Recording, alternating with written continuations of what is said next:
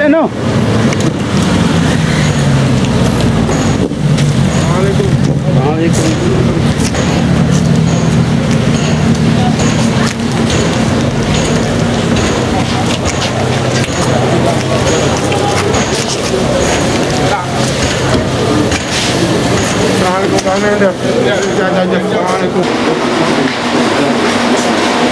Je m'appelle M. Rassoul Fall, je suis sénégalais, né ici à Dakar, de parents sénégalais et fonctionnaires. J'ai effectué mes études ici à Dakar, du préscolaire à l'université Cheikh Anta Diop. J'ai eu mon baccalauréat en série C et je suis allé à l'université Cheikh Anta Diop en faculté des sciences, département mathématiques et physique. C'est par la suite que je suis parti aux États-Unis, notamment à Maryland, à Rockville, à Montgomery College, où j'ai obtenu un diplôme en management. Et je suis parti à Columbus State Community College, où j'ai fait un diplôme en ingénieur mécanique. Ensuite, j'ai continué mes études à The Ohio State University à Columbus. C'est là où j'ai eu mon diplôme d'ingénieur mécanique.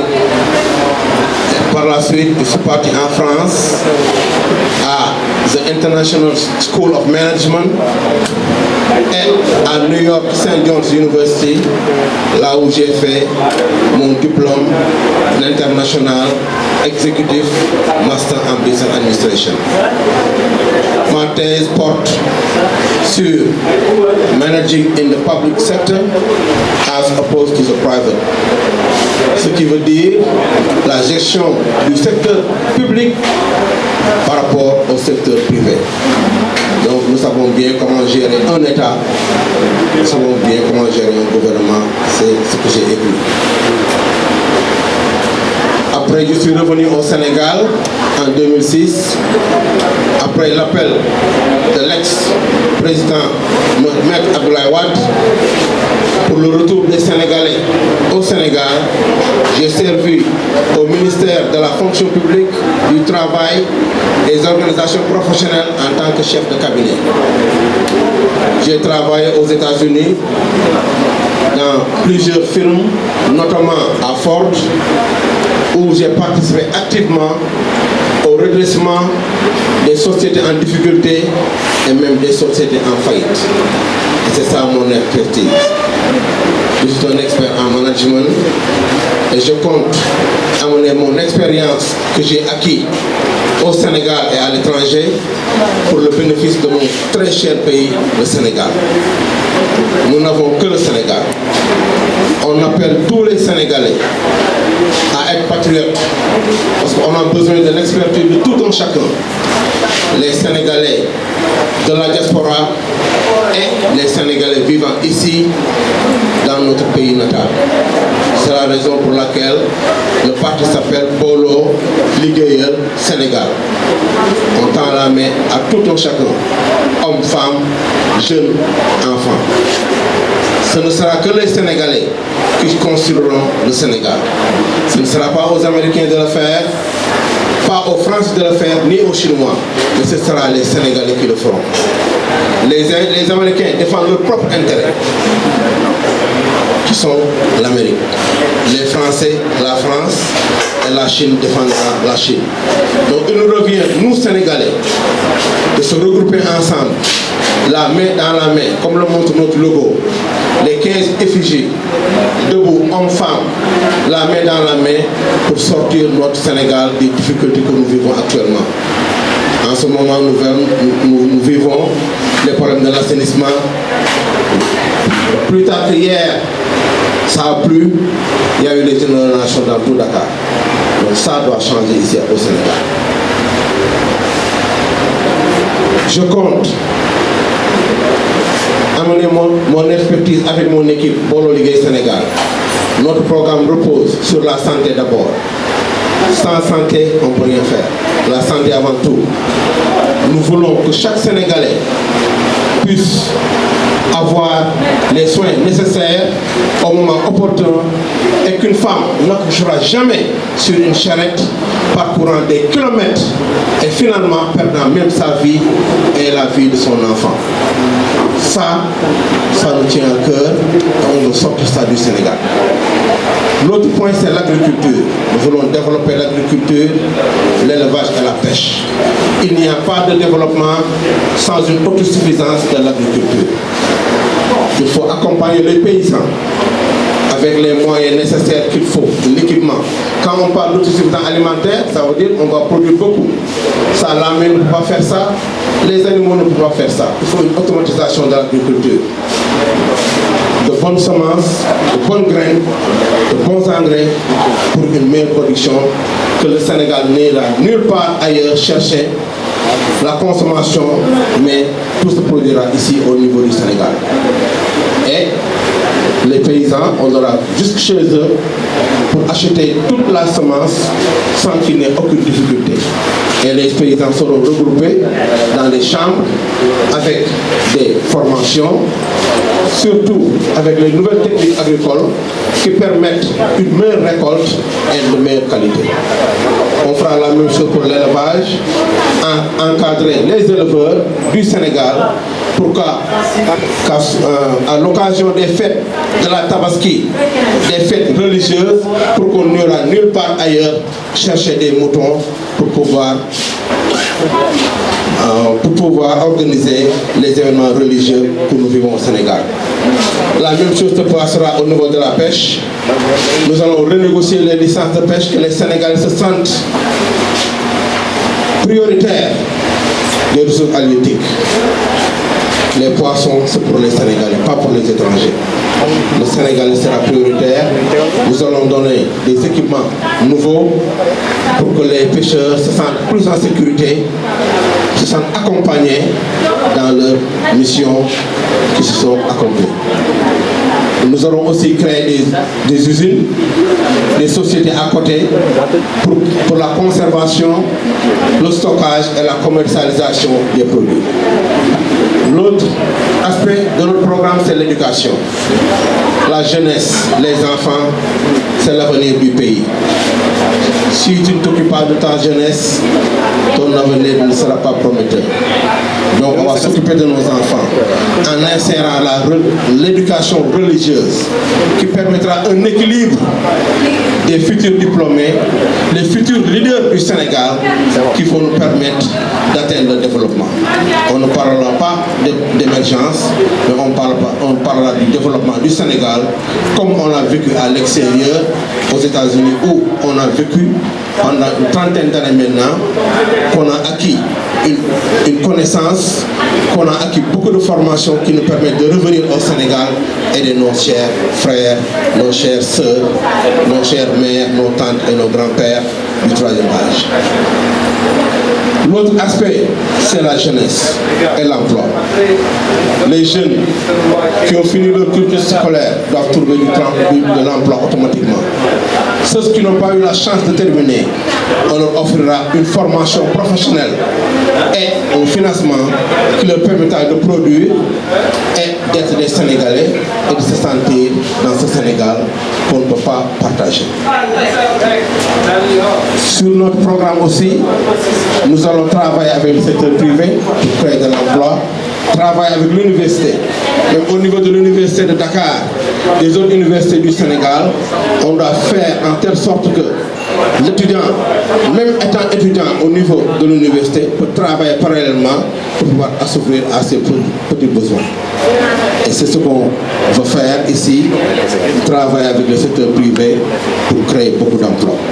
Que aucun Sénégalais ne sentira la nécessité de prendre les pirogues pour aller vers l'Espagne ou vers l'Europe et éventuellement même perdre leur vie, qui est incompréhensible.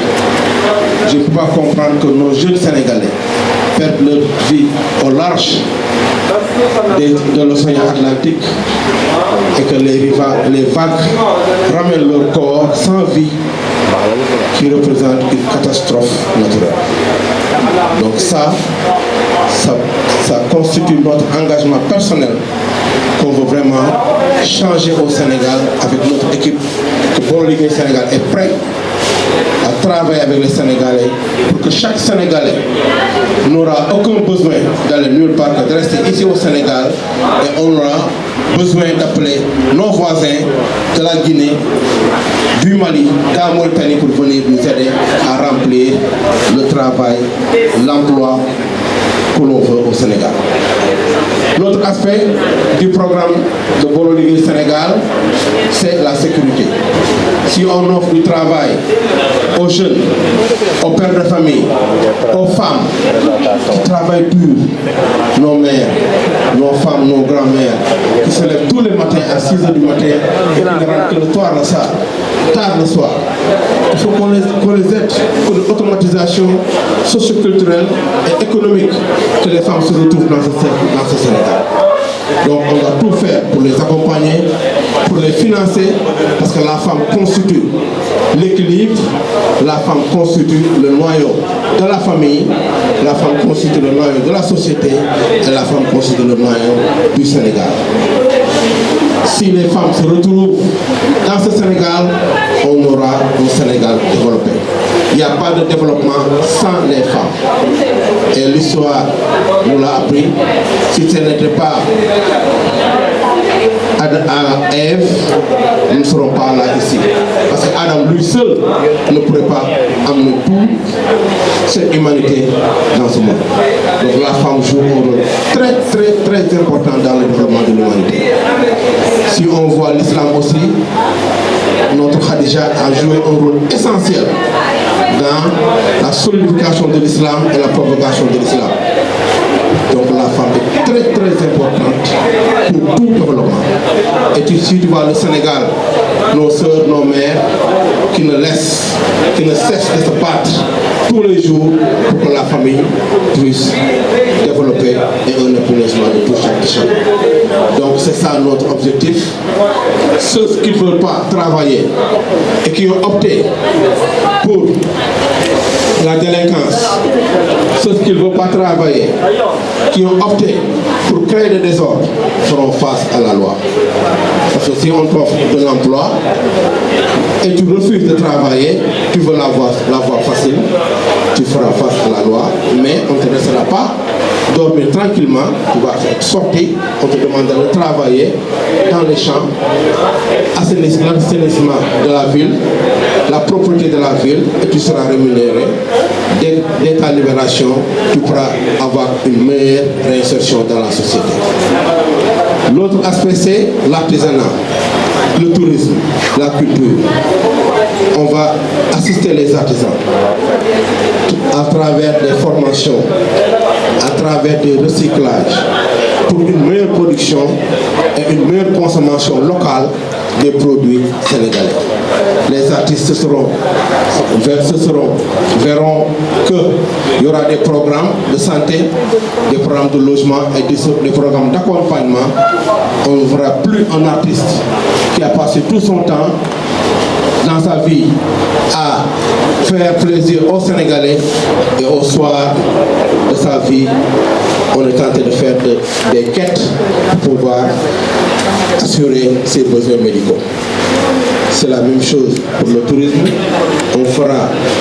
On vendra la destination Sénégal à travers les stations balnéaires, à travers des festivals, que le Sénégal soit un endroit de sécurité, que tout un chacun peut venir au Sénégal découvrir la teranga sénégalaise et le loisir que l'on a ici au Sénégal. Et chaque Sénégalais peut aussi utiliser ça au lieu d'aller en Europe ou aux États-Unis, on peut rester au Sénégal et vraiment être épanoui. De la même chose, on fera avec le sport, la diversité des disciplines. Il n'y aura pas que le football, il y aura d'autres disciplines et que ces Sénégalais vont être accompagnés pour de meilleurs résultats dans le domaine du sport. L'autre aspect qui nous tient à cœur, c'est l'assainissement du Sénégal. L'assainissement commence par nous-mêmes. Chez nous, dans notre maison, c'est là où l'assainissement commence. Et sort dans nos quartiers, on sort dans nos villes et on sort à travers tout le Sénégal. Donc il faut que les Sénégalais se sentent en sécurité, qu'on n'ait plus peur quand la pluie commence à tomber, de penser qu'après la pluie, nous, on va vivre la catastrophe, le calvaire qui ne nous permettra pas de faire nos activités quotidiennes. On veut que ce problème-là soit éradiqué complètement. La pluie est très importante parce qu'on a besoin de l'eau, l'eau est vitale. Donc on a besoin de la pluie. Il faut de l'assainissement pour que toutes les eaux pluviales soient récupérées et utilisées pour la société sénégalaise. C'est ça notre mission, c'est ça